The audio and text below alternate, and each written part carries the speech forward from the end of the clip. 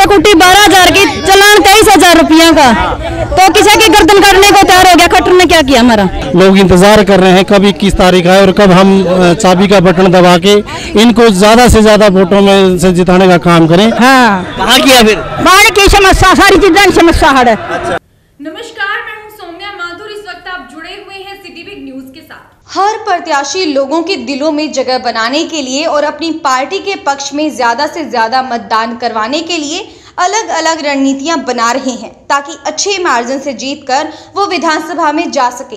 लेकिन यह पड़ाव आसान नहीं है और यदि कोई प्रत्याशी जनता के बीच में उस समय रहा हो जब कोई चुनाव ना लड़ रहा हो तो जनता भी उसी प्रत्याशी को समर्थन देती है। यदि बात करें जोगीराम सिहाग की तो उन्होंने चुनाव को जीतने के लिए एक अलग ही रणनीति बनाई है और उस रणनीति का नाम दिया है तूफानी दौरा, जिस दौरान वो तूफानी काफिले के साथ तूफानी दौरा करके लोगों को अपनी पार्टी के पक्ष में मतदान करने की अपील कर रहे हैं और जज्बा पार्टी के द्वारा करवाए गए कार्यों को जनता तक भी पहुंचा रहे हैं। युवा बुजुर्ग ही नहीं बल्कि महिलाएं भी जोगीराम सिहाग का इस रणनीति में साथ दे रही हैं। आइए आपको भी दिखाते हैं उस तूफानी दौरे की कुछ झलकियां और सिटी बिग न्यूज की खास बातचीत जोगीराम सिहाग के साथ। अभी इस वक्त है हम लोग लाडवा, पहले तो लाडवा में था तूफानी दौरा जोगीराम सिहाग का, जेजेपी के कैंडिडेट जो हैं उसको लेके साथ और खुर्द में, और यहाँ पे बहुत सारा लोग, यहाँ पे हजारों की तादाद में लोग हैं और गाड़ियों के काफिला, मोटरसाइकिलों का काफिला है। जोगीराम से देखते हैं किस तरह की खुशी है इनमें और किस तरह के आज का दौरा के बारे में बताइए, क्या था कार्यक्रम? आज हमारा मुकेश जी, सबसे पहले आज हमारे जनसभा शुरू हुई है। पहला दिन हमारा, हमने डावड़ा से, जो पवित्र गांव है डावड़ा, वहाँ से शुरू की है। तो राजनीति का जिस तरह से चुनाव होता है उसका एक हिस्सा होता है हर गांव में हाजिरी देना।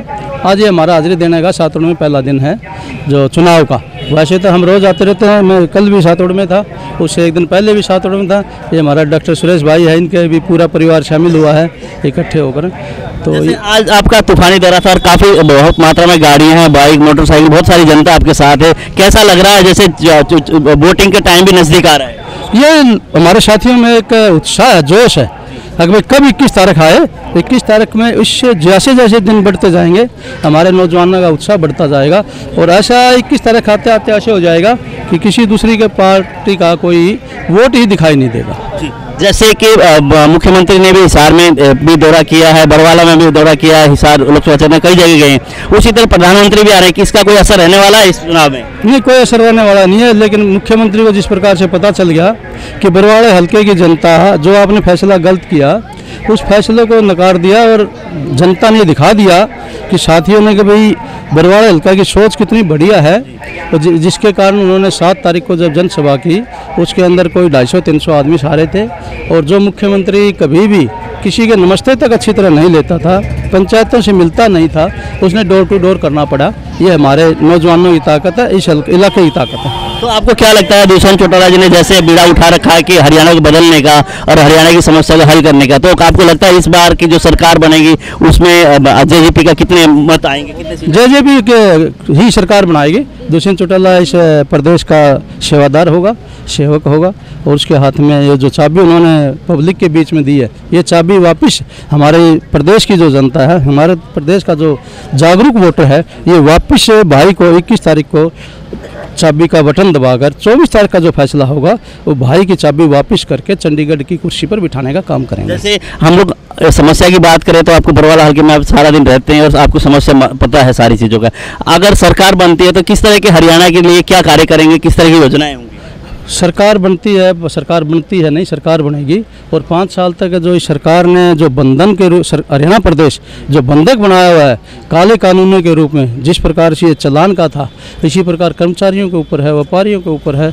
आप ये देखिए, ये मोटरसाइकिल तो 5,000 का है, इसका चलान 30,000 का है यदि अगर इसको ऊपर रोड को ले जाएंगे। इसी प्रकार ट्रैक्टर के अंदर यदि अगर 1 क्विंटल भी ज़्यादा सामान डाल दिया तो उसका चलान है।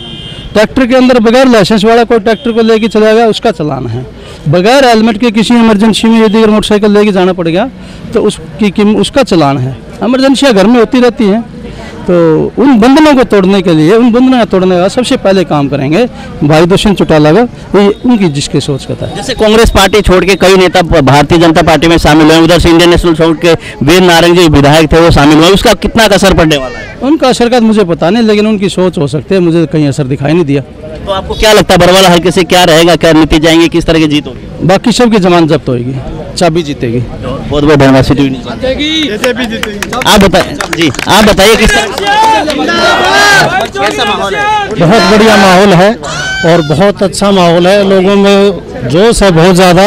और जैसा कि भावी विधायक ने बताया, लोग इंतज़ार कर रहे हैं कब 21 तारीख आए और कब हम चाबी का बटन दबा के इनको ज़्यादा से ज़्यादा वोटों में से जिताने का काम करें।